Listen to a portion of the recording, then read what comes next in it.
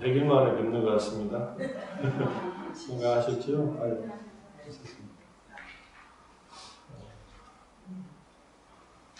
오면서 뉴스 들으니까 지금 11월 가기 전에 대한민국 인구만큼 코로나가 감염될 것 같아요. 전 세계가. 4,500만 명이 감염됐더라고요. 세계적으로. 큰일이다 생각이 듭니다. 우리나라가 잘 이렇게 버티고 있어서 제가 볼 때 버티는 것 같아요. 그래도 잘 버티는 것 같아요. 붓다의 말씀에서 3장 법의 다감, 1장은 인간의 조건에 대한 공부를 좀 했고요.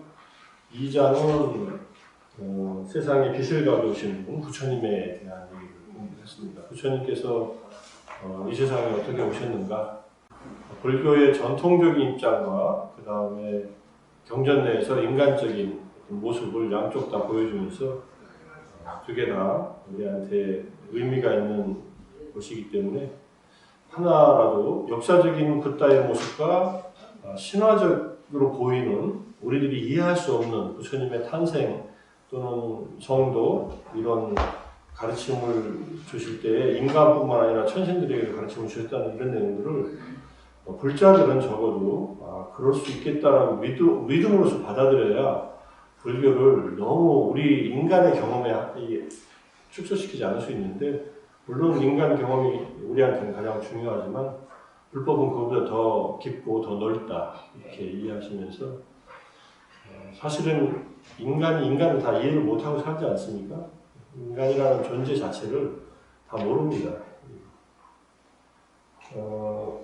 지금 바이러스에 대해서도 거의 몰라요. 잘 몰라. 이 바이러스를 보기는 봤고 뭐 찔러도 보고 불에도 태워도 봤는데 얘가 죽질 않아요. 있을 만큼 있다가 몸의 면역체계가 강해지면 그냥 사라지고 한 2주 정도 잘 버티면 사라지고 그러는데, 바이러스가 수백 가지 종류가 있는데 딱 하나만 우리가 지금 이거 공부 들어가기 전에 딱 하나만 인간이 극복했다 그러더라고요. 천연두 바이러스. 그거 외에는 인간은 바이러스를 극복한 적이 없답니다. 바이러스는 지상에서 생명을 유지한 지가 수억 년 됐고 인간은 이제 뭐 200만 년 정도밖에 안 됐습니다. 우리 몸에 바이러스 엄청 많아요, 실제로. 근데 그것들은 공생하고 있는 것들이죠. 근데 이게 가끔가다 이렇게 감기 바이러스도 몸에 이미 어느 정도 있다가 얘가 몸이 면역 기능이 약해지거나 그러면은 이제 감기로 이제 발현되는 거고, 코로나도 감기 바이러스 일종인데 코로나19도 이게 이제 전염력이 강하고 우리한테 피해가 심하니까 치명률이 뭐 2% 넘으니까 100명에 2명 정도 돌아가시니까 굉장히 위험한 거죠, 사실. 독감은 0.05%라고 하니까 독감 걸려서는 돌아가시긴 해도 독감 자체로 돌아가시는 게 아니라 그 기저질환 때문에 돌아가시는 거죠. 어쨌든 80 이상, 70 이상 되시는 분들은 많이 조심하시고요. 건강하시면 괜찮은데 몸이 약해지면 뒤에도 70 이상. 그게 이렇게 우리가 모여서 하지 말고 각자 집에 앉아가지고 요즘에 어제도 제가 이 줌으로 집에서 강의를 했지만은 집에 앉아서 강의를 해요. 각자 집에 앉아서 이 휴대폰만 킬 줄 알면 돼요. 와이파이만 돼 있으면. 그래서 이렇게 얼굴 보는 게 또 의미가 있으니까 마스크들 하고 계십시오.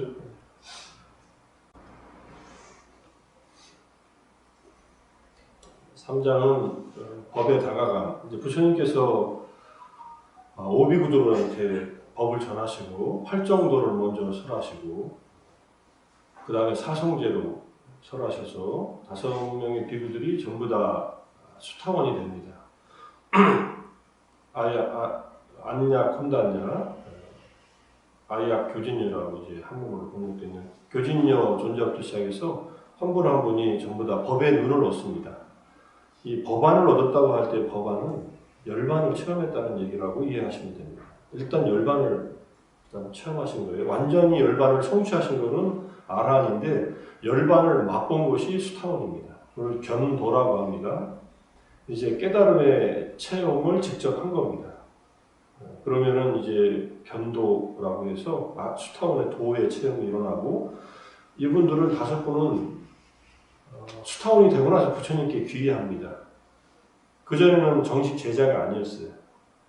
저 수달타 태자가 고타마가 고행을 버리고 세속적으로 타락했다고 생각했기 때문에 이분의 말을 듣긴 들었어도 긴가민가 듣다가 자기들이 부처님의 가르침에 의해서 딱 수타원의 도의 체험, 열반 체험하고 나서 비로소 비구가 됩니다. 제자가 돼요. 스승과 제자가 법을 듣는다고 스승과 제자가 아니라 그 스승에게서 뭔가 감화를 받아서 자기가 내면에 변화가 일어나고 나서 제자가 됐다. 이렇게 보시면 되고, 그 율장에는 그 순서가 나와 있습니다. 오비구가 수타원이 되고 나서 정식으로 계를 받았다. 이렇게 나오고, 5명이 깨닫고 나서 이제 그 담마가 이제 세상에 굴러가기 시작했다. 그래서 이제 지난 시간에 초전 법륜경에서 담마 차카 빠바타나 해가지고 법의 바퀴를 굴리기 시작했다. 그런데 이 담마가 우리한테 이제 전해졌는데 부처님께서 깨달으신 담마이고요. 깨닫고 나서 부처님이 스스로 의지하신 담마입니다. 나중에 이제 공부를 하겠지만 담마 중에 최상의 담마는 열반이고 유의법 중에 최상의 유의법은 8정도다 이렇게 말씀하시거든요. 그러니까 우리가 법을 배울 때, 불법을 배울 때 핵심되는 부처님의 가르침은 괴로움의 완전한 소멸, 궁극의 행복인 열반의 성취에 있고 그 열반의 성취에 이르는 길로서의 8정도 또는 개정의 사막 이것이 우리가 닦아야 될 최상의 담마다 이렇게 보시면 되는데 이 담마에 어떻게 접근해 가느냐는 그 문제를 3장에서 다룹니다. 자, 부처님이 나타나셔서 세상에 법을 전하는데 우리들은 부처님의 법을 듣고서 바로 믿음을 일으켜서 수행할 만큼 준비가 안 되는 경우들이 많습니다. 실제로. 여기 계신 분들이 아니라 일반 사람들이. 그럴 경우에 이 담마를 향해서 어떻게 나아가야 되느냐라고 하는 문제로 이제 3장이 정리를 하고 있습니다. 주로 불법에 대해서 신심을 안 갖고 있는 사람들이 어떻게 불법을 가까이 접근하게 하느냐 이 문제와 가까이 관계가 있고요. 저는 고등학교 1학년 때 이제 불법을 만나서 지금까지 생각해보면 40년 가까이 됐지만은 그때 만났을 때는 뭐 뭔지 모르고 그냥 절에 가면 좋으니까 절에 일주일에 한 번씩 가면은 그냥 이렇게 머리가 이렇게 뭐랄까 시원해지는 느낌이 들어서 일주일에 한 번씩 머리를 시원하게 하려고 갔어요. 진짜. 절에서 법회를 하고 보면 일주일을 살 만큼 이제 마음이 좀 이렇게 편해지고 안정돼서 아 이게 뭔가 있구나. 그게 여학생들이 있어서 그랬는지 저는 남학생들만 학교에 다녀서 근데 그것만은 아니고 분명히 스님의 법문을 듣고 법회를 하는 과정이 이게 분명히 뭔가 이렇게 영향을 계속 주고 있었더라고요. 근데 그때 이제 정확하게 담마를 알고 이렇게 실천했으면은 훨씬 빨리 접했을 수도 있겠지만 어쨌든 대승불교권에서 공부를 했으니까 반야심도 배우고 금강경도 배우고 뭐 여러 가지 수련대회도 하고 참선도 하고 이랬지만은 어쨌든 법을 빨리 사람들한테 전해줘서 또는 법의 정확한 법을 전해줘서 이 법을 빨리 효과를 보게 하는 것이 중요한 일이다. 근데 우리가 이제 조금 전에 말씀드렸듯이 8정도를 닦게 하는 것이 핵심인데 8정도를 닦게 할 만큼 나름대로의 어느 정도의 믿음을 가져야 되니까 그 믿음을 일으키는 것과 내가 법을 이해하는 것이 이게 만나져야 돼요. 근데 불교는 다행스럽게 이것을 억지로 하진 않습니다. 억지로 전도하진 않는다 이런 뜻인데 점잖게 하면서도 사람들에게 효과가 있는 방법을 점점 제시해준다 이런 뜻이고요. 그래서 경전을 조금씩 보면은 5가지 경전이 이 3장에서는 제시가 됩니다.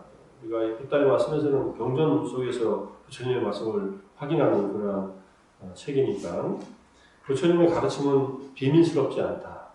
세상에 다 그냥 공개되어 있다. 도구마도 맹목적인 믿음도 없다. 괴로움에 일어나고 소멸을 가르친다. 스승을 검증하라. 이때 스승은 부처님을 포함한 불법에서 우리에게 법을 전해주는 모든 스승들을 다 포함합니다. 물론 불법 외에 다른 분들도 있다면 검증해야 되겠죠.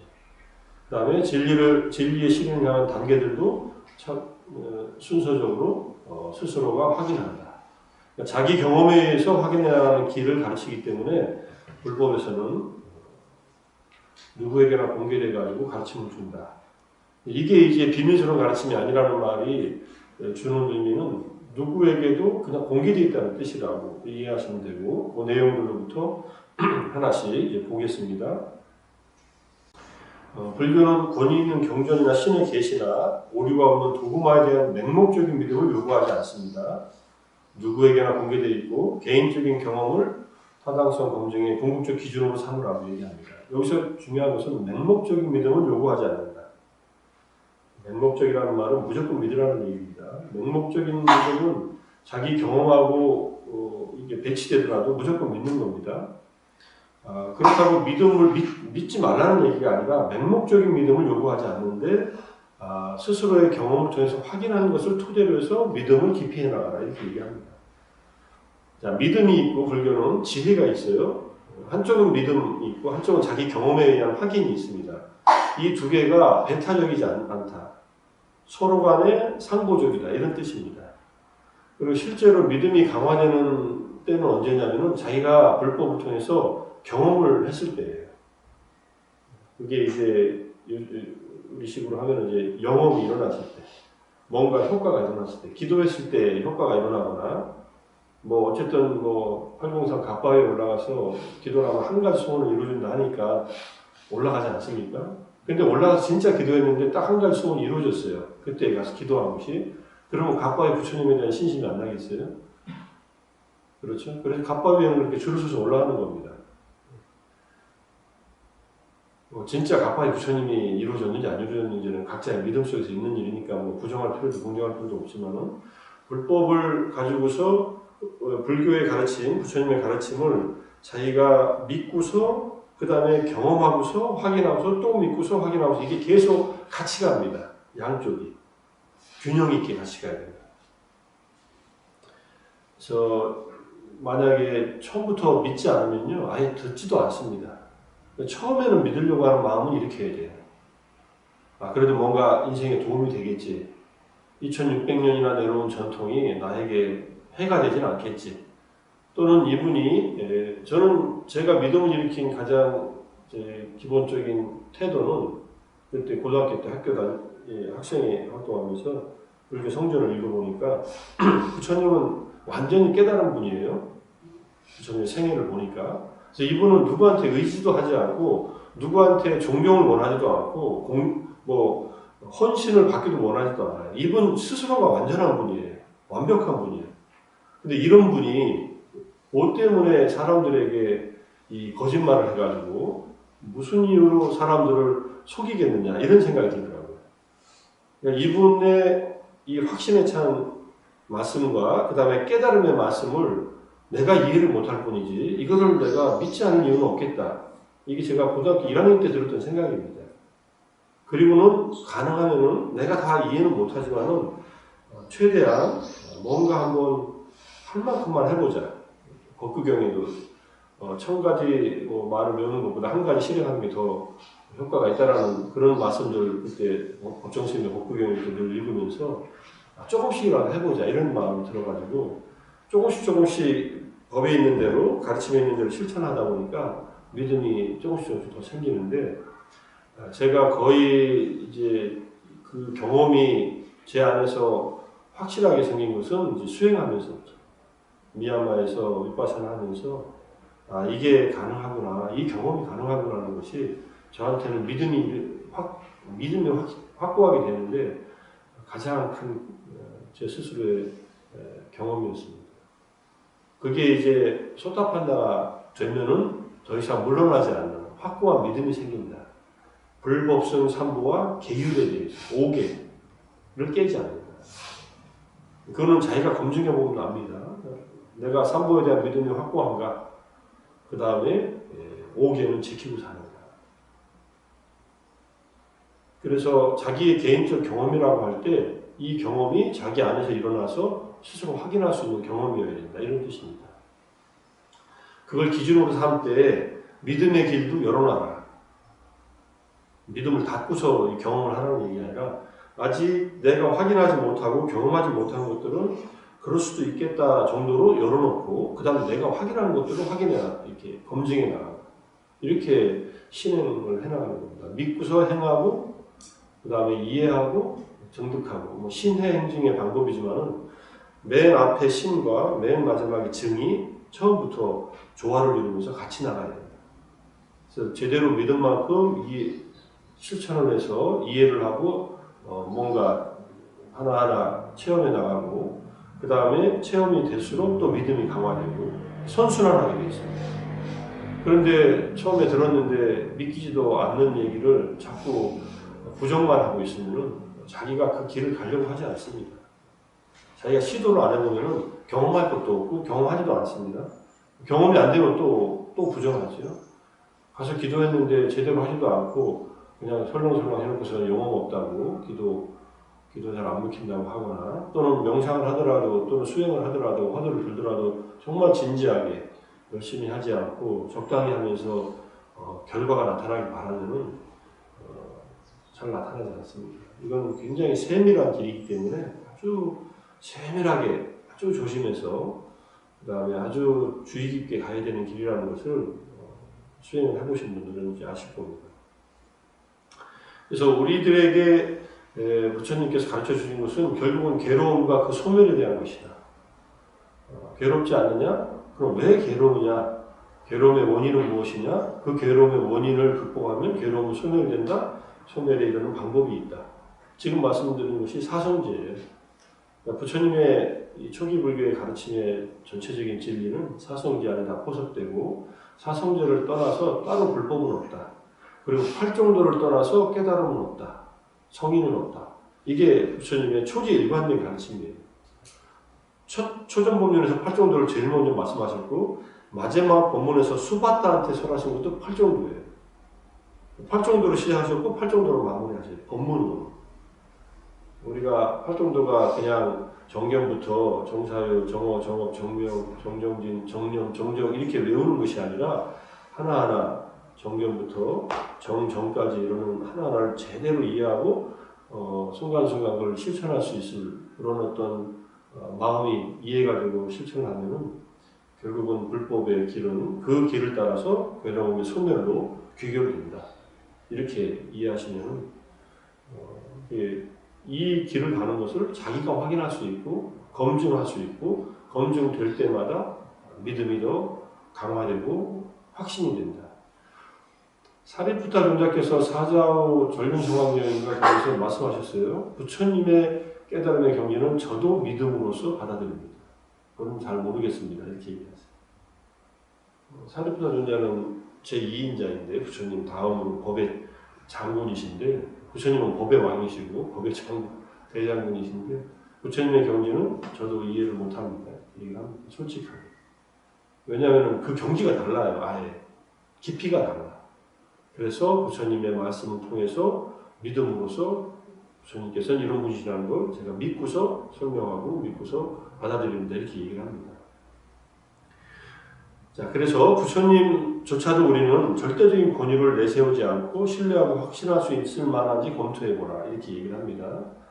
이거는 돌려서 말하면 부처님이 자신이 있었다는 얘기입니다. 부처님 당신이 준비된 사람은 설득할 만한 자신이 있었다는 얘기예요. 나도 검증해라. 이런 얘기는 부처님이 나중에 이제 본문에서 얘기하십니다. 내가 하는 말과 행동이 일치하는지를 나를 쭉 지켜봐라. 내가 하는 말과 행동이 일치하는가, 일치하지 않는가. 그래서 일치한다면은 내 말을 듣고서 한번 시도해봐라. 이렇게 얘기해요. 그러니까 굉장히 열려있는 스승이었죠. 이렇게 만약에 부처님 계실 때 법회를 하잖아요. 그러면 부처님이 앉아 계신데 들어오는 사람들이 다 나름대로 다 다릅니다. 믿음이 있는 사람은 삼배를 하고 한쪽에 앉고 믿음이 중간쯤 있는 사람은 그냥 고개로 절하고 앉고 전혀 없는 사람은 눈치 보고 슬금슬금 앉고 이게 경전에 기록이 되어 있어요. 어떤 사람들은 들어와서 제대로 예를 갖추고 한쪽에 앉았다. 어떤 사람들은 들어와서 간단하게 목례만하고 합장하고 한쪽에 앉았다. 어떤 사람은 들어와서 슬그머니 한쪽에 앉았다. 그러니까 맨 뒤에 지금 얘기한 사람은 저분이 누군지를 모르고 한번 들어보자, 간보자고 해서 온 거예요. 근데 들어봤더니 진짜네 하면 그때는 이제 나중에 귀의하는 마음이 일어나는데 그것도 이제 제대로 인연이 닿을 때, 한 회상에서 모든 사람이 다 믿음을 일으키는 게 아니라 그 회상에서 부처님의 법이 전달될 수 있는 준비가 된 사람들. 마음도 열고, 그 다음에 믿음이 어느 정도 생기고, 자기 나름대로 준비를 한 사람들은 이제 그 가르침이 직접 영향을 미치는데, 안 그런 사람들은 또 다른 기회를 기다려야겠지. 준비 과정들이 필요합니다. 그래서 부처님의 법도 단계적으로 검증해보라고 이렇게 얘기를 합니다. 요즘에 종교가 우리나라에 뭐 대표적인 7대 종단이 있고 그런데 만약에 종교를 선택하지 않은 사람이 있다면 혼란을 할 겁니다. 어떤 종교를 믿어야 할지. 나이가 들어가면서 종교는 하나 믿어야 되는데 도대체 이리저리 돌아봐도 믿을 만한 종교 별로 없을 것 같고 요즘에는 세상 사람들이 종교에 대해 걱정해야 해줘야 되는 그런 형편들이 있고 그래서 너무나 정신적인 풍요로움, 종교적인 전통이 많다는 것이 선택할 수 있는데 혼란을 줍니다. 그 얘기예요. 다양한 종교적 정신적 가르침 사이에서 선택이 문제가 됩니다. 하나를 선택하면 다른 것들은 선택을 대부분 못합니다. 절대적인 얘기라서 종교는. 그래서 다양한 종교적 사이에서 선택은 어쩌면 이것은 내가 선택하는 게 아니라 선택되어지는지도 모르겠어요. 부모님으로부터 또는 주변 사람들로부터 절에 한번 가보자, 교회 한번 가보자 해서 저도 초등학교 2학년 내내 교회를 다녔던 기억이 있어요. 나중에 안 가게 된 계기가 자꾸 돈을 내래요. 돈도 없는데. 돈을 안 내면은 굉장히 무한하게 만들어요. 헌금 내라고. 애들이 무슨 용돈을 얼마나 받는다고 11조를 내라고 애들한테. 제가 교회를 안 가게 된 가장 큰 이유는 돈이 없어서 낼 돈이 없어서 그냥 제 어린 마음의 기억입니다. 그냥 교회 가서 얻어먹고 놀다 오는 게 좋아서 갔는데 어머님은 싫어하셔서 어머님 몰래 갔지만 그리고 고등학교는 이제 불교를 만나서 절을 다니면서는 훨씬 이렇게 뭐 그런 인연이었는지 모르겠지. 한국 사람들로 뭐 교회를 안 다니는 사람은 없다고 할 정도로 교회는 뭐 이미 사방에 많이 퍼져 있지만은 그래도 그 안에서 불법을 만났다는 것은 불법의 인연을 계속 깊이 해나간다는 것은 또 다른 의미가 있을 거라고 생각하고요. 그 다음에 여기 패러독스 오브 초이스라는 책에서는 물질적 풍요 속의 혼란이라는 것도 있습니다. 우리가 물건을 사려고 할 때 물건이 하나만 있을 때는 혼란을 일으킬 필요 없죠. 그냥 그거가 사오면 됐으니까. 옛날에 청바지가 나왔을 때는요, 청바지 종류가 하나밖에 없었답니다. 그냥 파란색 청바지 가서 자기 사이즈에 맞는 사와야 되는데, 요즘에 청바지 사러 가면은 이렇게 구멍 내가지고 파는 정도로, 이렇게 물 다 빼가지고, 이제 뭐 며칠 입으면 못 입을 것 같은 그런 청바지부터 시작해서 사 파는 것까지 수백 가지가 있는지도 모르겠습니다. 제가 최근에 컴퓨터 이렇게 휴대용 모니터를 하나 사려고 구경하는데, 너무 머리가 아파서 그냥 제일 큰 걸로 하나 샀어요. 이거를 보면서 줌으로 방송을 해야 되니까 이게 더블 모니터가 되시면 좋거든요. 여기 하나 이게 더 있으면 좋겠는 거예요. 이쪽에. 이걸 뭘 살까 하다가 이거하고 똑같은 크기로 그냥 한 일주일 고민하다가 일주일 동안 수십 개는 봤을 거예요. 근데 너무 복잡해요. 그래서 비슷한 기능이면은 그냥 큰 거 사자 해가지고 선택했는데 절도 그렇지 않나요? 근데 그래도 불교인들은 절을 자유롭게 가시죠. 초파일날 여기도 절로 나오시지만 또 다른 절도 들렸다 오시죠. 안 들리세요? 오직 삼보만 나오세요. 뭐 어디서 절에 가더라도 우리는 그 절에 속하지 않았다라도 가서 예불 하고 들렸다 오고 기도도 올리고 하는데 어쨌든 많은 종교 속에서는 불교가 갖고 있는 의상을 제대로 이해하고 전하는 것은 간단한 일은 아니지만 지금 서양도 그렇고 한국도 그렇고 각자의 절대적인 믿음을 추구하는 이러한 종교적인 전통이 오히려 사람들에게 혼란을 초래한다 이런 뜻으로 이런 얘기를 해놓은 겁니다. 이 비구 보지스님, 이 지금 글을 쓴 분은 비구 보지스님이에요. 이분은 유태인입니다. 유태인인데 이제 스님이 됐어요. 유태교적인 측면은 어떻게 됐느냐? 그걸 없어졌다고 있다고 없다고 하는 얘기는 없으시지만 그렇다고 신에 대한 얘기는 전혀 안 하시니까 완전히 불자가 되고 그 다음에 승려가 됐어. 지금 사신 지가 뭐 40년, 50년 가까이 되니까 30대 스님이 돼서 지금 한 70 정도 됐으니까 40년 됐네요. 그러면서 이런 상황을, 현대적인 상황을 이제 얘기를 하시는 겁니다. 그래서 어떤 종교를 선택할 수 있는가 하는 문제를 결국은 판단해낼 때 어려움에 처한다. 왜냐하면 경험할 수 없는 것들을 얘기하니까. 그 중에 하나가 이제 뭐 그걸 해결하는 방법은 종교적 보편주의가 있다고 하는데 모든 종교는 다 똑같아. 종교를 믿으면 다 천국 가고 그 다음에 극락 가고 다 착하게 살라는 얘기야. 교회 다니나 절에 다니나 모스크에 가나 무슬림이 되나 다 똑같다라고 얘기하는 것이에요. 근데 이런 얘기는 별로 의미가 없다는 얘기를 합니다. 종교는 사실은 다 달라요. 비슷한 가르침을 주고 비슷한 목적지를 얘기하지만 세부적으로 들어가면 많이 다릅니다. 불교가 갖고 있는 가장 다른 점은 불교는 절대자를 인정하지 않습니다. 절대자는 없다라고 가르치는 종교예요. 절대자를 믿는 기독교인이나 유대인이나 또는 무슬림이나 이런 사람들하고 절대자에 대해서 논쟁을 하면 이건 처음부터 말이 안 되는 거예요. 그냥 그 사람들이 믿으니까 그래 당신들은 믿어라. 나는 절대자가 있거나 없거나 상관없다. 이렇게 얘기할 수밖에 없어요. 그러니까 절대자는 굉장히 무시무시한 존재입니다.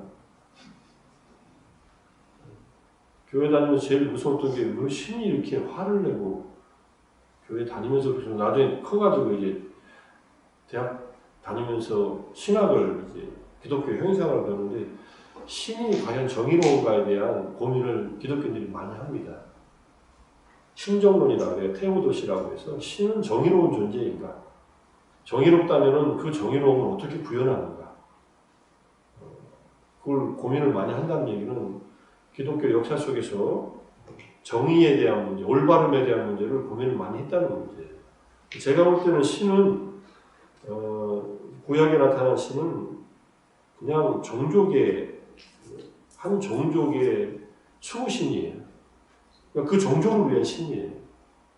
우리한테는 이제 환인이나 이렇게 당군의 아버지 정도, 할아버지 정도, 제석천이나 이런 분들이에요. 한민족의 조상 환인부터 시작해서 당군으로 내려온다면 그러니까 다른 종족은 관심이 없어요. 자기 종족만 살리는데 자기 종족 내에서도 말 안 들으면 그냥 죽여버려요. 이런 신이 다 있어. 저는 그래서 굉장히 아직도 회의적이에요.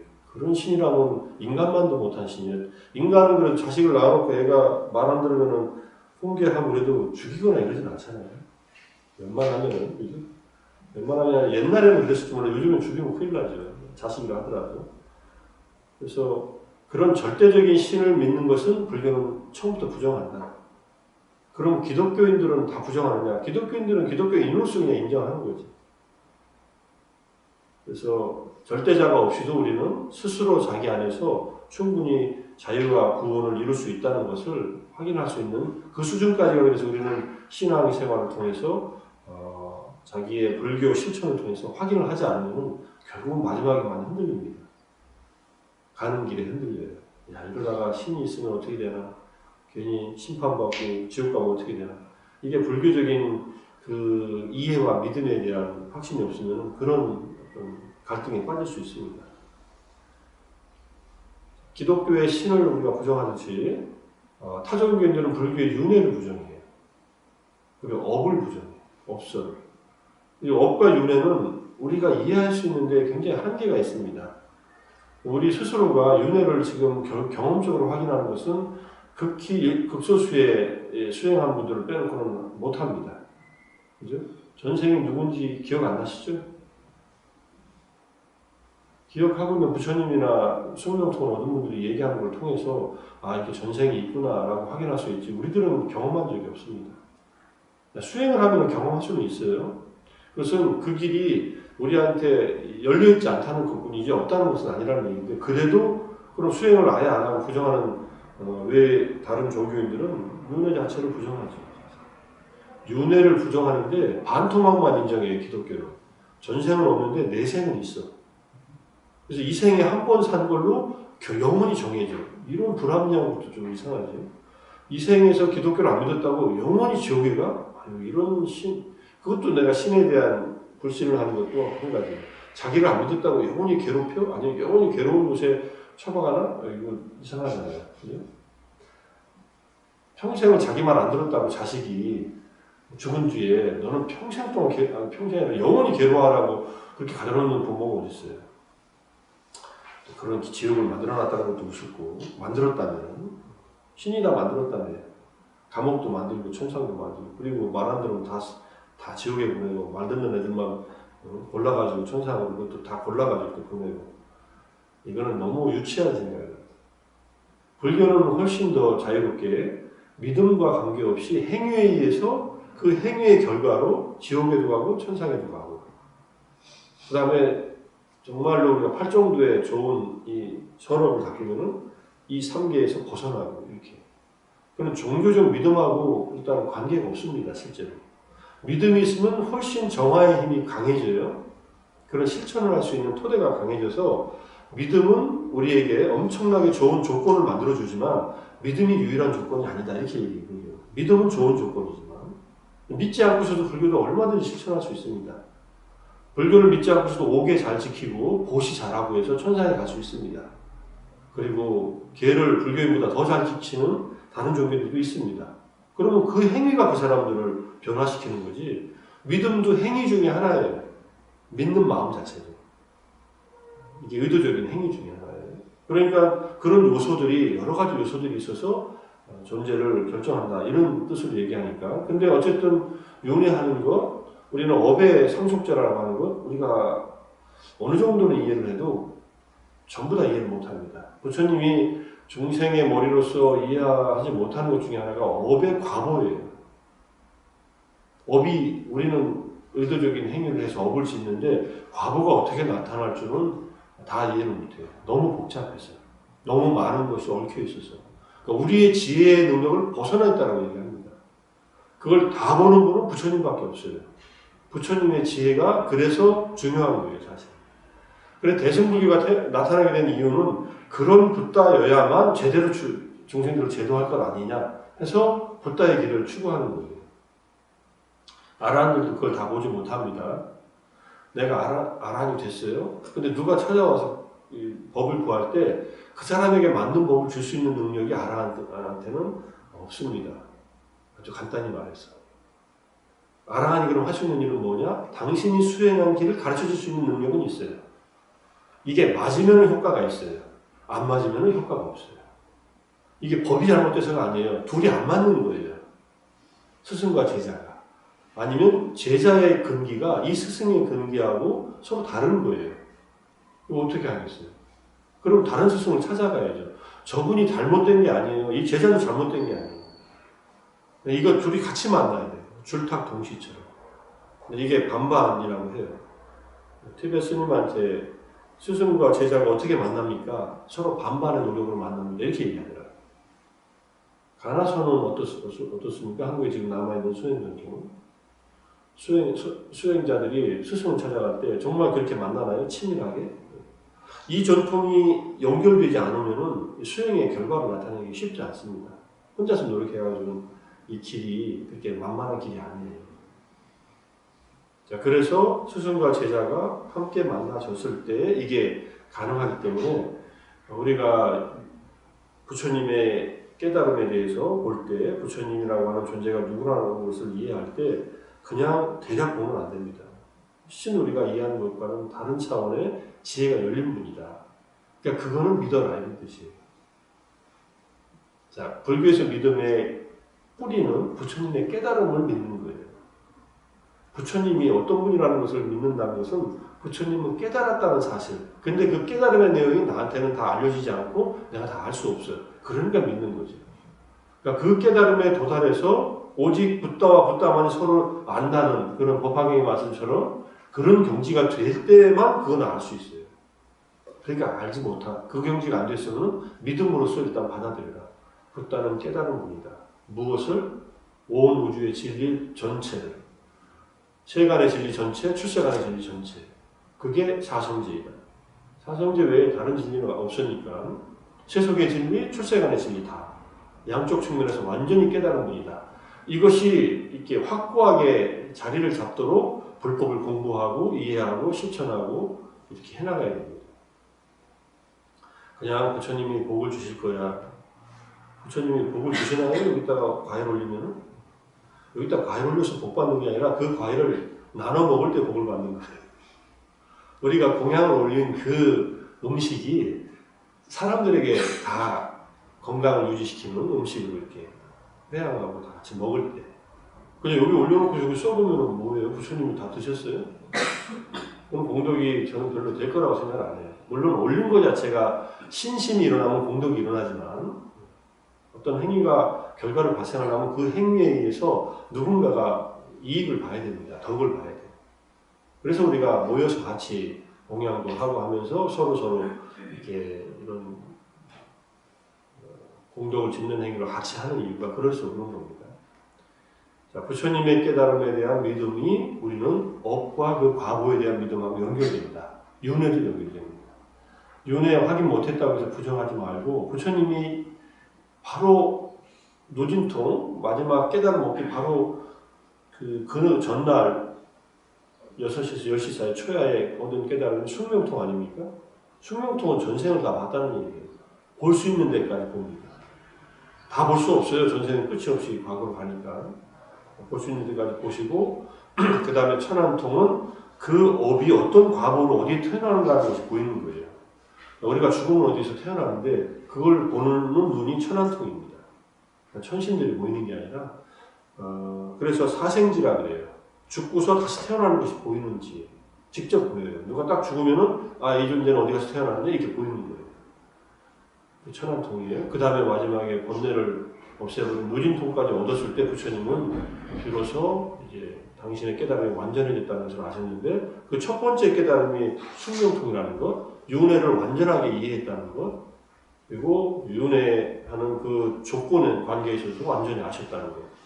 이거 믿을 수밖에 없어요. 지금 여기서 그래서 얘기하는 이 내용이 이 윤회와 그 다음에 중생으로서 부처님이 태어났다, 업과 그 과보가 있다. 이것은 일단은 가지고서 가라는 얘기입니다. 최소한. 지금 법당에 나오셔서 일요일날 11월 1일 첫째 날 법당에 나오셔서 같이 공부하는 이유는 법당에 나오는 것이 그래도 인생에 도움이 된다고 생각해서 나오신 거 아니에요? 나와서 힘들다면 괴롭다면 안 나오시겠지.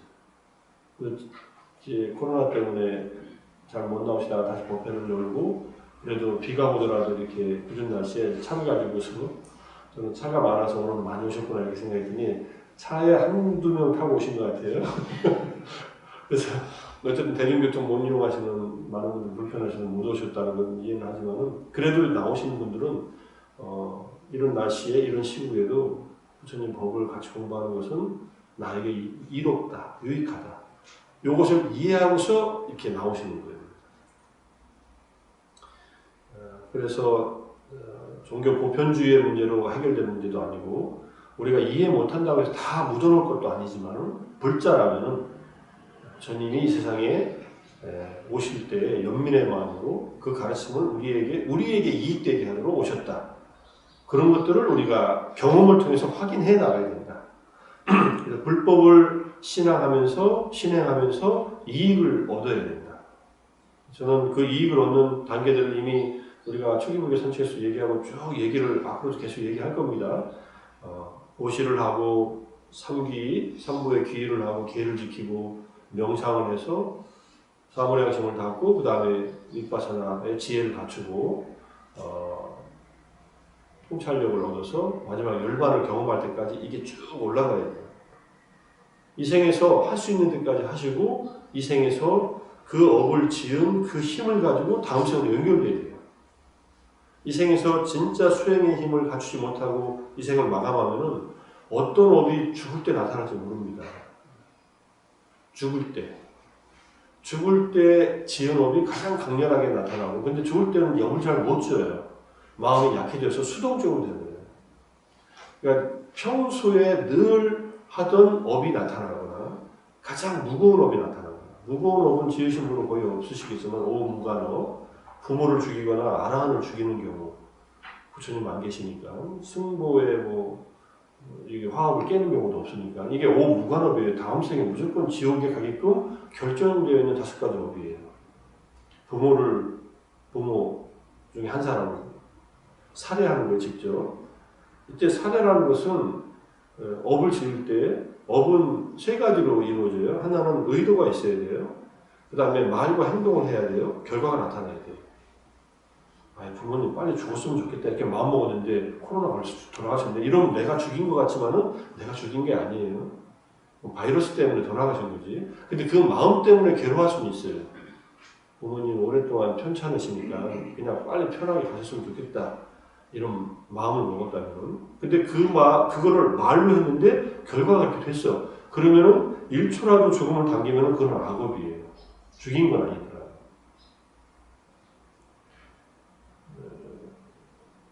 그 굉장히 조심해야 돼요. 어떤 스님이 길 가다가 사형 이렇게 집행하는 데를 지나가다가 얘기한 적 한 번 있을 겁니다. 너무나 이 사형 당하는 사람, 참수당하는 사람이 괴로워하고 벌벌 떠니까 지나가다가 그냥 한 말로 저 사람들 이렇게 떨게 하지 말고 그냥 죽일 거면 빨리 죽이면 좋겠다라고 말을 했는데 그 말을 듣고 이 집행하는 사람을 죽여버려요. 그 말 때문에 죽인 게 아니라 죽이려고 했는데 그 말이 들리니까 그래 스님도 말도 있겠는데 딱 죽여요. 그리고 마음이 계속 무거워가지고 부처님한테 가서 얘기를 합니다. 부처님 이런 일이 있었습니다. 그때는 살인죄를 범한 것과 같다 이렇게. 당신의 그 마음속으로만 하고 그냥 지나갔으면 괜찮아요. 근데 말을 해가지고 어차피 죽어야 될 사람인데 1초라도 이 죽음이 당겨졌잖아요. 거기에 이게 말이 가담한 거예요. 구업이 마음대로나. 연민에 의해서 한 말과 행동이라도 실제 결과가 그런 어떤 안 좋은 살인이나 어떤 일들이 초래되면 안 된다는 거죠. 그건 업이 된다. 마지막까지 조심하시고, 그러니까 지혜롭지 못하면은 연민의 마음이 오히려 악업이 될 수도 있으니까 조심하셔야 돼요. 그래서 그런 것들은 우리가 알고 있어야 돼요. 그래서 마음속에 일어났다고 해서 말과 행동을 다 하지 않으면 그래도 괜찮다. 마음속으로까지 안 일어나면 더 좋지만은 그런 이 업과 윤회 또는 업과 그 과거에 대한 문제들을 잘 모르면은 많은 사례들을 보는 수밖에 없습니다. 우리가 이해를 못하면. 자, 어쨌든 불교에서 윤회를 얘기하는 것, 업을 얘기하고 부처님이 정말 우리를 연민의 마음으로 이 세상에 오셨다는 것을 마음으로 받아들일 정도는 돼 있어야 됩니다. 불자라면. 그 정도가 안 돼 있으면은 불교 신앙하면서 계속 흔들리게 돼요. 자, 초기 불교에서 믿음은 어느 정도 가져야 될 것인가는 직접 경험을 통해서 확인하라고 하는 것으로 한 방에 해결된다. 부처님의 가르침은 직접 경험과 일치한다. 이게 제일 마음에 드는 거죠, 사실. 가르침을 실천하면은 경험하는 것이고, 그 실천이 그 결과를 또 나타나는 것을 볼 수 있으니까 소수의 엘리트를 위한 비밀스러운 교리가 아니다. 부처님의 법을 전한 초기의 제자들은 엘리트들이 많았어요, 실제로. 바라문들이 많았고, 크샤트리아들이 많이 있었습니다. 그런데 노예들이나 노예 계급에 있던 사람들이나 평민들을 출가하는 것을 막은 적은 없습니다. 그런데 그들이 법을 들어서 출가할 경우는 다 받아줍니다. 그리고 불법 안에 들어오면 다 평등해져요. 그냥 불법에 들어온 순서대로 그냥 서열이 정해질 뿐이에요.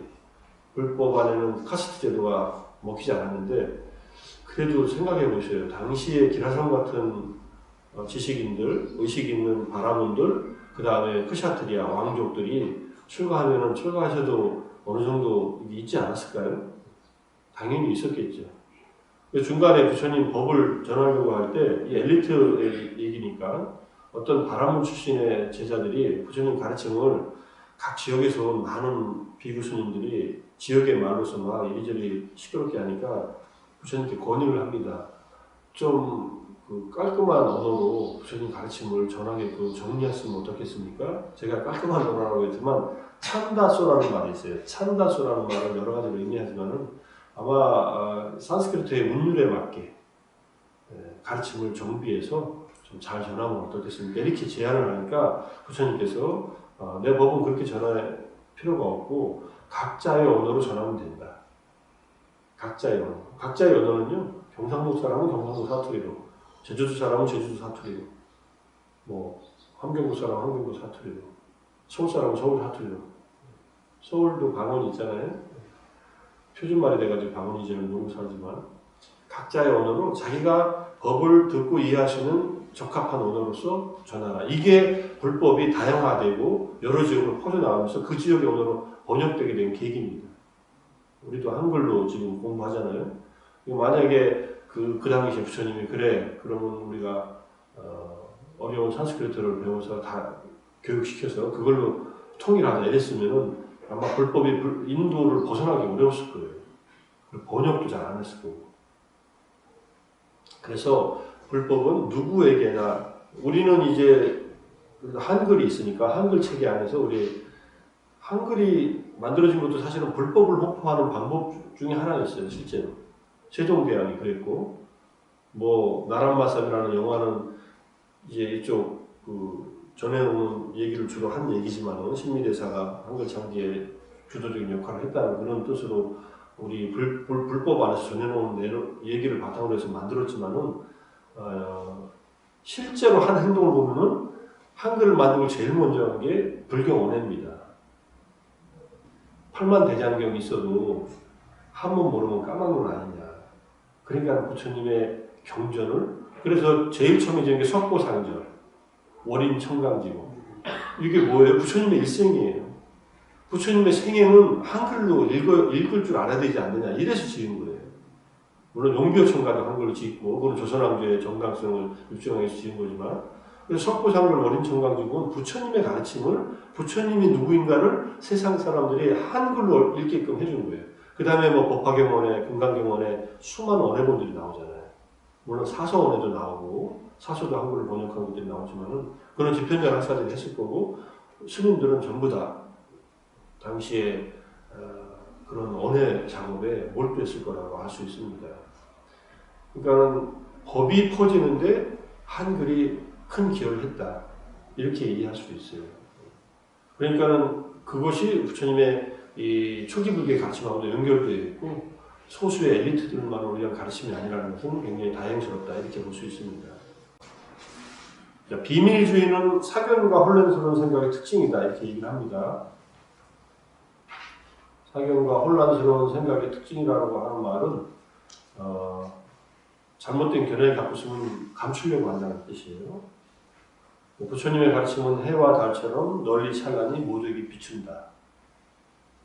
낮에는 해, 지금 구름이 껴있어도 해 때문에 밝은 거 아닙니까? 밤에는 보름달, 밤의 별 중에 가장 빛나는 달, 그 다음에 달이 없으면 뭐 다른 별들도 있지만, 다른 별들의 총 합친 그 밝기보다 보름달이 뜨면은 훨씬 밝아요.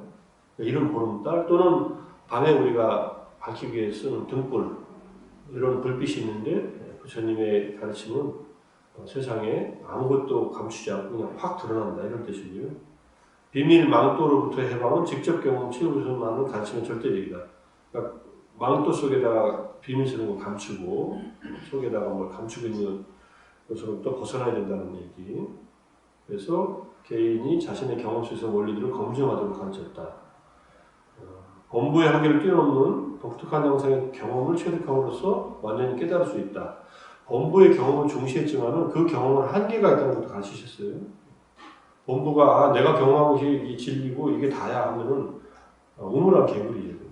우물 안에서 개구리가 갇혀가지고 하늘은 저만큼 크기고 저만큼 동그랗게 생겼어요. 이렇게 보는 거하고 똑같죠. 그게 플라톤이 말하는 동굴의 우상이라고 합니다. 부처님도 동굴에 비유를 했어요. 동굴은 우리 마음, 우리 마음이 마치 동굴 속에서 우리가 경험한 것처럼 자기의 이 안입이 설신 의라고 하는 6가지 감각 기관을 통해서만 세상을 경험하기 때문에 그만큼밖에 안 보인다는 거예요. 사실은 우리가 경험한 우리들의 세상은 나의 경험의 세계의 한계에 지워져 있습니다. 이거를 극단적으로 얘기한 것이 삼계 유신, 일체 유식의 가르침입니다. 우리가 아는 것, 경험한 것만 그 사람에게 존재한다는 것입니다. 엄밀하게 말하면 우리는 각자 다른 세계에 살고 있습니다. 그런데 소통할 수 있는 세계이기 때문에 인간은 같이 언어를 쓰면서 소통하고 같이 경험을 공유하지만은 다 다릅니다. 각자의 세계가 다 다르다. 그리고 그 다르게 만들어진 세계에 의해서 자기의 삶, 앞으로 펼쳐질 삶이 계속 전개돼 나갈 뿐이다. 그 중에서 이 생에서 우리는 그래도 이만큼의 인연을 같이 지으면서 제가 산보하고 인연된 지가 한 20년 가까이 되는 것 같아요. 18년 정도 되나. 2002년도 제가 한국에 왔을 때부터 우리 독산 이사님 만남으로써 이렇게 지금 그래도 이렇게 길게 인연을 맺는지 저도 잘 모르겠지만 어쨌든 인연이 길어지는 이유도 나름대로 있을 겁니다. 그리고 그 안에서 불법을 자꾸 확인하려고 하는 작업을 하는 것도 이 속에서 우리가 점점 범부의 탈을 조금씩이라도 벗어나서 깨달음으로 갈 때에 일어나는 경험들이 따로 있습니다. 이렇게 생각하지 마셔요. 내가 경험한 거 이상으로 경험할 게 뭐가 있겠어? 이것처럼 어리석은 생각이 없어요. 그렇지 않아요. 훨씬 더 깊은 경험이 있고 근데 그 경험을 서로 확인하기가 어렵다는 거예요. 그래서 꼭 부정할 필요는 없어요. 그리고 수행의 경험으로 싸울 필요도 없습니다. 선의 경지는 사람들에게 알려주기 어렵다 이렇게. 참선의 경지. 어느 정도는 얘기하고 점검받을 수는 있어도 다 알 수 없습니다. 자기만 알아요, 자기만. 근데 이거를 확인해 줄 수 있는 분은 누구냐? 그래도 먼저 간 선배이고 그 경험을 먼저 한 분들 확인해 줄 수는 있어요. 그래도 다릅니다. 색깔이 달라요. 그래도 틀리지 않았다는 것을 확인해 주면 돼요. 그건 괜찮다. 아직 멀었어, 더해 하고서 경봉 스님 살아계실 때 수행하고 가면은 더해라, 더해. 뭘 깨달았고 가서도 더 하라고. 그래서 멈추지 말고. 서웅로 스님도 그러셨다 그러잖아요.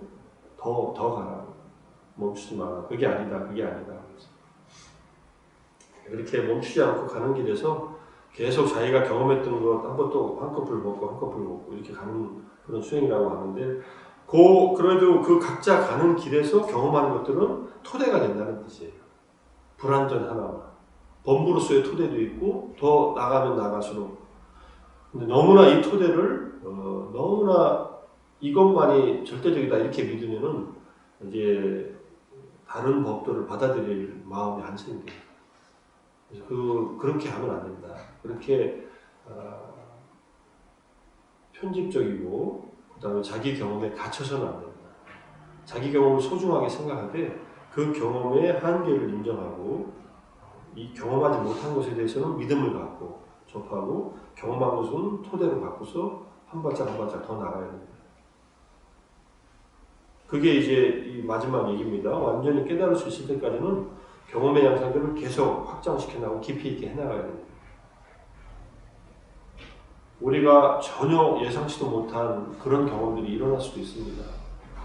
이제 그것이 갑자기 일어날 수도 있고 순서적으로 일어날 수도 있어요. 그런데 명상을 수행을 해보면은 경험할 수 있는 유사한 경험들이 많이 일어나요. 근데 이것들은 경험의 일부들이에요. 이 경험의 일부에 붙들리지 마라. 그냥 경험됐으면은 경험됐구나 하고 알아차리고 또 가. 마지막 경험을 하고 나면은 본인이 정확하게 깨달았다면 스스로 알고 깨닫지 못했다면 다시 일상으로 돌아올 거고 그거를 청정도론에도 비유가 나오지만은 항해하는 사람들이 먼 바다에 나가면은 육지에 사는 새를 데리고 간답니다. 그리고 육지를 찾을 때 이 새를 띄워본대요. 새가 쭉 날아가요. 갔다가 육지를 못 찾으면 새가 다시 돌아와. 새는 멀리서 보잖아요. 그래서 한참 높이 떠가지고 이렇게 보니까 다시 돌아오면은 이쪽은 아직 육지가 아니구나. 그럼 또 날려보고. 새가 갔다가 안 돌아오면 그 방향에 육지가 있다고 해서 그를 간답니다. 이제 우리가 열반을 체험하는 것도 그렇게 체험한다. 열반을 통해서 꿰뚫고 들어가면은 다시 일상으로 돌아와서 번뇌가 일어나기 시작하면은 그건 열반이 아니다. 이렇게 이해하시는 거예요. 번뇌의 종류는 많으니까. 오하분결, 오상분결 이런 번뇌들 나중에 또 한번 확인할 수 있겠지만은 번뇌가 더 이상 안 일어나고 평온한 평정심의 상태로 맑게 모든 것이 또렷하게 보이고 마음이 정화되는 것을 스스로 그 행복과 그 평온함을 계속 경험할 수 있다면 이것은 열반의 경험이라고 할 수도 있습니다. 근데 그게 유사하기 때문에 혼돈돼요. 선정의 경험과 열반의 경험이 유사해요. 선정은 열반의 흔적이에요. 우리가 참선을 하시면서 경험하는 것들도 열반에 가기 위한 이 발자국들이라고 생각하시면 돼요. 근데 발자국이 결과라고 생각하시면 안 된다는 거예요. 발자국은 발자국이지. 앞사람이 등산할 때 눈이 왔을 때 찍고 간 발자국이 그걸 따라가면 그 발자국이라고 알고 따라가는 거지 그게 목적지는 아니잖아요. 우리가 불법을 만나서 경험하는 많은 좋은 선법들은 그런 발자국들이라고 경험하는 것을 무시하지 말되 그 경험 자체는 놓고 또 나가야 된다 이렇게 보십니다. 자, 조금만 더 하고 그 경전 한두 개만 하고서 마치겠습니다. 계시를 중시하는 종교와 달리 이거는 이제 유신론적인 종교입니다. 붓다는 즉각적 경험의 범주를 초월하고 있는 교리를 믿으라고 하진 않았습니다. 자기의 경험을 바탕으로 해서 공부하라 이런 얘기죠. 그 다음에 현재의 조건 상태에 있는 우리에게 현실적 안녕과 행복과 관련된 개인 경험에 기초해서 대답할 수 있는 단순한 질문에 대해서 생각해봐라. 내가 지금 편안하냐 행복하냐 이런 질문. 증명할 수 없다는 문제가 타당하지 않다는 것이 아닙니다. 그런 문제는 제쳐놓자. 이거를 판단 보류 또는 판단 중지라고 씁니다. 철학적으로. 에포케라고 해요. 현대 철학의 현상학에서 쓰는 말인데 에포케라는 말은 그리스의 이 회의론자들이 쓰던 말이에요. 그리스의 회의론자들이라는 사람이 있어요. 필론이라고 하는 사람인데 이 사람은 인도를 갔다 왔대요. 기원전 3세기. 그래서 인도에서 자이나교도들을 만나요. 자이나교도들이 약간 이렇게 상대주의적인 진리관을 갖고 있거든요. 딱 이렇게 고집하지 않아요. 그럴 수도 있고 이럴 수도 있고 막 얘기하니까. 그래서 그걸 배워가지고 그리스에다가 퍼뜨린 철학이 회의주의 철학이에요. 근데 이제 방법적으로 지금 모르는 것은 판단을 하지 말자. 그래서 제가 대학생들한테 강의할 때 너무 독단적으로 판단하지 말라. 그리고 모르는 것을 모른다라고 가르쳐 놓는 것이 중요하다. 그리고 나중에 확인될 때가 오면은 다시 확인해서 꺼내서 확인해봐라. 공자님도 아는 것을 안다 하고 모르는 것을 모른다 하는 것이 아는 것이다 이렇게 얘기했거든요. 그분은 모르는 것이 무엇인지를 안 사람이에요. 그렇지 않으면 그런 얘기를 못해요. 잘 모르는 것은 자기는 모른다고 해요. 죽음에 대해서 모른다. 실제로 몰랐으니까 몰랐다고 했겠지. 근데 공자님은 현인이지 그래서 성인이라고 안 하는 거예요. 불교적인 입장에서는. 다 몰라요. 그런데 세상을 어떻게 하면 조화롭게 살 수 있는가 하는 것은 나름대로 알아요. 그게 고전에서 배운 거고 그 당시에 춘추시대의 중국의 그 전쟁 속에서 인류가 살아남기 위한 그런 덕을 인으로서 가르치는 거예요. 인이라고 하는 것이 무엇인지 또는 서라고 하는 것이 무엇인지 서는 네가 원치 않는 일을 남한테 하지 말라. 인은 네가 서고자 하면 남을 먼저 세우고 네가 성공하고자 하면 남을 먼저 성공시켜라 이런 얘기예요. 세상의 삶과 반대되는 얘기예요. 그러니까 고생만 하고 다녔죠. 그 고생이 꽃핀 게 나중에 좀 꽃은 폈지만 그래서 정말로 아는 것과 모르는 것을 구별할 줄 아는 것은 굉장히 현명한 일입니다. 이게 잘 안 되는 게 중생들의 마음이니까 자기 경험 속에 빠져가지고 자기의 경험에 이제 편향에 빠지니까 이게 위험해지는 거예요. 자기가 보고 싶은 것만 보고 믿고 싶은 것만 믿으면서 그 한계에 갇혀버리면서 갇혔는 줄도 몰라요. 굉장히 위험한 일이다 이렇게 얘기하고요. 일단은 모르는 것은 이제 가로쳐 놓고 가자. 의심이 있는 일들은 의심 있을 만한 이유가 있다. 아직은 판단하지 말고 그리고 직접 경험의 범주 안에 있는 문제에만 관심을 갖자. 이거는 내가 경험하고 확인하고 해결할 수 있는 일이다 이런 뜻입니다. 그래서 이제 부처님의 가르침 안에서 이제 다음과 같은 얘기들이 나오는 거 경전 한두 개만 보겠습니다. 자, 그래서 이제 비밀리경 첫 번째 경전이에요. 세 가지는 비밀리에 행한다, 드러내지 않는다. 여인은 비밀리에 행한다, 드러내지 않는다. 비구들이여 바라문의 주물은 비밀리에 행한다, 드러내지 않는다. 삿된 견해는 비밀리에 행한다, 드러내지 않는다. 여인이 왜 나와요? 인도에서 여인들은 집 안에 있었어요. 이 당시에.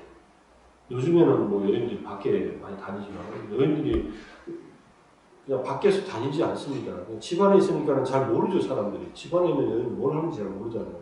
우리나라도 그랬죠, 뭐. 예전에 뭐 모르겠습니다. 뭐 장 보러 갈 때 하녀들을 시키지 양반집 그런 분들이 다니질 않잖아요. 필요한 비단을 사갈 때는 어떻게 했는지 모르겠지만 가져와서 샀는지 모르겠지만 그래서 이 비밀리 행하는 것은 남에게 드러나지 않는다는 뜻으로 얘기했다는 거예요. 그런데 요 바라문의 주문도 그렇고 그다음에 사견은 남한테 잘 드러내지 않습니다. 현대의 대표적인 사견 어떤 것들을 말하면 좋을까요? 여러 가지 사견들이 있으니까 현명하게 판단하시고 사견이 잘 모르면은 같이 좀 논의할 필요가 있습니다. 경험한 사람들을 현혹시키는 사견들이 꽤 많아요. 우리 주변에도 많이 있습니다. 세 가지는 사방으로 드러내어 비춘다, 숨기지 않는다. 둥근 달은 사방으로 드러내어 비춘다, 숨기지 않는다. 둥근 태양은 사방으로 드러내어 비춘다, 숨기지 않는다. 열애가 설한 법과 율은 사방으로 드러내어 비춘다, 숨기지 않는다. 법과 율, 담마와 미나야, 부처님께서 해탈하는 방법수 담마, 그 다음에 열반 자체, 그 다음에 율, 그 다음에 규범, 규율들은 그냥 다 공개되어 있다. 누구나 보고 확인할 수 있고 올 수 있는 길이다. 이렇게 얘기하는 겁니다. 자, 그래서 이제 불교의 특징에 대해서 오늘은 요만큼만 얘기할게요. 불교는 공개되어 있다. 그런데 최근에 제가 이제 대승불교에서 밀교하고 선불교를 보면은 이게 이 전통하고 연결되면서도 약간 개별적으로 특성화되어 있습니다. 이 말은 무슨 말이냐면요. 이제 지금 불교에 대승불교 최첨단의 티베트 불교가 있고 동아시아에 선불교가 있어요. 그렇지 않습니까? 선불교도 공개돼서 얘기는 하는데 스님들이 법상에 올라가서 하는 법문들 요즘엔 들을 기회도 별로 없고 예전에 남겨놓은 법문들 보면은 이해가 되는 가르침이라기보다는 당신의 경험의 얘기들을 우리가 이해하지 못하는 말로 하세요. 공개를 했는데 이해가 안 되네. 근기가 안 돼서 이해를 못한다고 저는 생각을 해요. 그래서 최상승 근기가 그걸 알아들으라고 하는 말입니다. 깨달음 얻어서 막 밀러봐라 이렇게. 그러니까 마지막 단계에 점검을 하려고 하시는 말씀을 대중 앞에서 하셔요. 그러면 그 대중 안에 한 사람이라도 체험한 사람이 있으면 그 말씀에 따라서 뭔가 일어날 수 있는 계기는 됩니다. 이렇게 법을 설하니까 많은 대중들은 일종의 소외가 되는 느낌이 들어요. 일반인들은 더 소외가 돼요. 좀 스님 무슨 말 하는지 아예 못 알아듣네. 이렇게 법이 전해지다 보니까 어렵다는 얘기를 하는 거예요. 그런데 1대1로 만약에 가르침을 받는다면 그 큰 스님한테 가서 전혀 화자도 모르는 사람이 법문을 청한다고 할 때는 이 사람이 알아듣게끔 법을 전해서 화두를 닫든 기도를 하든 능엄신주를 하든 아비라 기도를 하든 뭐라든 좋으니까 스님들이 삼매를 이룰 때 이런 방법들을 가르침을 받을 수도 있습니다. 큰 스님들은 많은 스님들이 삼매 수행을 할 때는 다 대단한 일을 한답니다. 제가 제일 많이 듣는 얘기는 대단한이에요. 신묘장구 대단한이가 우리가 왜 천수경을 기도할 때 하냐면은 대단한이가 공덕이 있어서 하는 거예요. 모든 일을 성취하게끔 하는 다란이라고 해서 하는 거예요. 이거는 선불교가 아니죠. 엄밀하게 말하면. 이건 그냥 밀교예요. 티베트 밀교예요. 진원 밀교죠.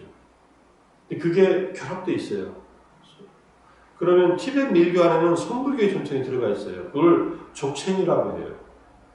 족첸 수행은 선불교가 들어가서 티베트 불교로 정착한 그 흔적이 남아 있습니다. 왜냐하면 티베트에 인도 불교가 들어가기 전에 이 신라의 왕자 출신의 대승 화상이 티베트 선불교를 가르쳤거든요. 대론에서 져가지고 나왔지만 그 전통이 남아있다. 그것을 달라라마께서 아세요. 우리나라 스님, 원칙 스님이 남긴 해신민경 초도 티벳어로 번역되어 있다는 것도 아시고, 그래서 한국과 티벳은 이미 오래전부터 1300년, 400년 전부터 연결되어 있다는 것을 아세요. 그런 전통으로, 불법의 전통으로. 그래서 밀교와 선불교가 갖고 있는 약간은 비밀스러운 가르침의 전통이 여기 있는 가르침하고 배척되듯이 보이기도 하지만, 그거는 부처님의 가르침을 들을 때도 어느 정도 적용됐다고 할 수 있습니다. 부처님이 법을 설하실 때 대중이 많이 있는데 한 제자가 지금 내 법을 듣고서 깨달음을 얻을 것 같으면 그 제자한테 초점을 맞춰서 가르침을 주세요. 공개되어 있지만. 그럼 다른 제자들은 못 알아들어요. 딱 그 제자는 그 법을 듣고 딱 깨침을 얻습니다. 수타원이라든지 아라한이라든지. 또는 앞에 있는 제자한테 법을 설하는데 옆에서 있던 사리푸타 존자가 아라한이 되고 이 제자는 수타원이 돼요. 이 같은 법인데. 사리푸타 존자는 부처님 옆에서 이렇게 부채질하다 아라한이 돼요. 명상하다 아라한이 되는 게 아니라. 마지막 법은 사리푸타 존자의 조카한테 법을 설하실 때 이 조카에게 맞는 가르침자 부처님은 옆에서 있는 사리푸타 존자도 이 법을 듣고 효과가 나타나는 것을 아시고 이렇게 양쪽으로 이렇게. 다른 제자들도 그 수준이 맞으면 마음이 성숙되어 있으면 깨달음을 얻습니다. 언하에 깨닫는다는 말은 이미 부처님 때부터 있었단 말이에요. 그거는 그만큼 무르익었다는 얘기예요. 수행자들의 마음이 이미 다 성숙돼가지고 마지막에 계기만 주면 깨닫는 거예요. 성사들의 언어도 그런 언어하고 닮아 있습니다. 그런데 약간 일상적인 언어를 안 쓸 뿐이죠. 부처님은 굉장히 일상적인 언어, 수행에 관련된 언어를 쓰면서 그걸 유도했던 분인데 이게 좀 맥락이 좀 달라져가지고 쓰는 거죠. 근데 그게 마음을 딱 전수받은 사람은 자기 경험 안에서 그걸 확인하면서 바로 자기 마음 안에서 깨침이 일어나는 겁니다. 제가 대승부 얘기도 조금 했지만은, 그래서 관화선을 하시다가 뭔가 경험이 됐다 하면은 그 경험이 진짜인지 아닌지를 그 선에서 경험하신 스님들께 가서 마음을 열고 여쭤. 만족스러운 답을 얻든 못 얻든 공개하는 것이 중요합니다. 그냥 혼자서 뭐 됐다 이렇게 생각하지 마시고. 여러 차례 또 말씀드렸지만 저는 밀바사나 하면서 마지막 목적지에 이를 때까지는 어떤 것도 붙들지 마라. 좋은 것은 계속 일어난다. 붙들지 마라. 안 좋은 것은 계속 내려놔라. 이건 붙들 필요도 없지만, 근데 이게 두 가지가 다 단순하지 않아요. 그래도 안 좋은 것을 내려놓는 것은 개로서 지키고, 좋은 것은 선정과 지혜를 가꾸면서 끊임없이 경험되는 것들을 경험하고 내려놓고. 그럼 뭐가 남냐면요, 아주 순수한 이 행복감, 평온심은 계속 이어져요. 다 없어지지 않습니다. 수행했을 때 그 맑은 정신은 계속 이어져요. 그걸 이제 화두가 성성적적하게 들리는 그 경지는 계속 이어져요. 그것을 내려놓을 수가 없어요. 그건 내려놓아지는 것이 아니에요. 그냥 타고 가는 것이지. 우리 마음을 어떻게 다 내려놔요? 마음 안에 있는 부정적인 것들을 내려놓고 긍정적인 것들에 집착하지 않으면서 가면은 계속 긍정적인 것들이 생겨나요. 좋은 것들이 지금 안 생겨나고 있다면은요, 과거에 지었던 안 좋은 것들의 결과가 나타나든지 지금 안 좋은 마음을 쓰고 있다는 거예요. 아주 간단합니다. 그렇게 스스로 돌아보는 거예요. 안 좋은 마음을 쓰고 있으면 불편해져요. 마음이 무거워지고. 좋은 마음을 쓰면은 과거에 했던 좋은 것들이 달라붙기 시작하고, 안 좋은 마음을 쓰면 안 좋은 것들이 달라붙기 시작해서 이게 조건이 돼요. 지금 일으키는 마음이 강력한 조건이 돼서 끌어들여요. 그렇게 해서 조건들이 합해가지고 결과가 나타나는 겁니다. 다양한 조건들. 자, 오늘은 많이 못했지만은 여기 117번까지 비밀예경 하나 읽은 것까지 하고요. 다음 시간에 이제 부처님 가르침의 핵심에 대한 얘기부터 공부를 하겠습니다. 혹시 오늘 제가 드린 얘기 중에서 약간 앞에서 이런저런 얘기했지만 궁금하신 거 있으시면 예. 저기 맞지만 니카야예요? 어떤 내용인가 보면 쓸데없는 생각, 이치에 맞지 않는 생각, 그것이 전생, 현생, 내생에 대한 그 생각 이런 데 말씀하시잖아요. 이제 절대로 하지 말아야 할 것이 그걸로 이제 맞습니다. 보는데, 근데 오늘 이제 말씀하신 게 보면 전생을 미래하고 유년을 미래하고 또 부처님이 또 이제 뭐 천안동 예. 이런 얘기를 하셨는데 거기에 대한 뭐 무슨 그 차이가 그걸 어떻게 설명을 해주시죠? 제가 이해하는 바로는요, 직접 경험하신 것들은 얘기해도 되고 받아들여도 되는데 전생에 나는 무엇이었을까 이 생각들을 하지 말라는 얘기예요. 사실 이거는 사유로서 미칠 수 있는 범위가 아니다. 근데 전생이 무엇인지 확인한 사람들은 얘기할 수 있죠. 부처님은 전생에 나는 이런 존재였다. 자타카에 쭉 500몇 가지의 전생 얘기가 나오고 이런 것들은 직접 경험하고 얘기하는 것은 괜찮은데 전생에 나는 누구였을까? 그 다음에 내 생은 나는 누가 될 것인가? 요 망상들은 사견에 근거하고 있어서 그래요. 나라고 하는 존재가 있어서 과거 생에도 있었고 현재에도 있고 미래도 있을 것이다. 이걸 생각으로만 일으키면 사견에 근거한 이제 망상으로 되버려요. 확인도 안 됐는데. 이렇게 저는 이해를 하면 어떠실까? 그래서 달라이라마께서도 윤회 얘기는 서양 사람들한테 하지 않습니다. 저 사람들이 믿음도 없는 데다가 이해할 준비도 안 돼 있으니까 아예 안 하신다고 그러더라고요. 근데 어떤 분들한테는 해요. 너는 전생에 누구였다. 또는 림포체들이 이제 확인할 때 마지막으로 달라이라마께 데리고 옵니다. 이 종자는 누구의 환생이다 이렇게 지정을 딱 해요. 이 얘기는 뭐냐면은 이 사람들은 믿음도 있고 이 달라이라마께서 직접 보신다는 거예요. 직접 당신은 전생도 봤지만 이 사람의 전생이 보인답니다. 이거는 근데 얘기를 안 해요. 공개적으로. 왜냐하면 많은 사람들에게 의욕을 가져올 수 있기 때문에 경험이 안 된 얘기니까. 근데 그 어떤 시스템 안에서는 하셔야 돼요. 그럴 때는 망상이 아니죠. 직접 보고 하시는 겁니다. 그 외의 것들은 자아가 있어서 이 자아가 전생에 누구였나, 누구 집 자손이었나, 내가 자아가 있는데 이게 내 생은 어디서 태어날 것인가 이렇게 사유하는 것은 이게 사견에 근거하기 때문에 막으신 거죠. 사실은 우리가 화두 들을 때 나는 이목구 할 때 이목구라는 것도 그 중에 하나가 될 수도 있어요.